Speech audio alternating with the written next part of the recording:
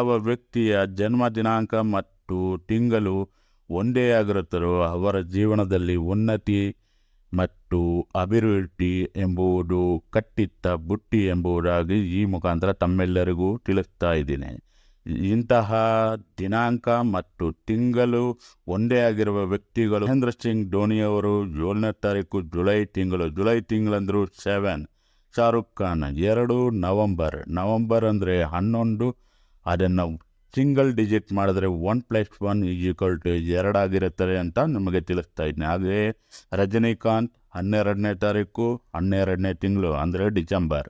ರಾಜಮೌಳಿ ಅವರು 10ನೇ ತಾರೀಕು ಅಕ್ಟೋಬರ್ ತಿಂಗಳು ಅಂದರೆ 10ನೇ ತಿಂಗಳಾಗಿರುತ್ತದೆ. ಈ ಥರ ಉದಾಹರಣೆಗಳು ಭಾಳಷ್ಟು ಇದ್ದಾವೆ.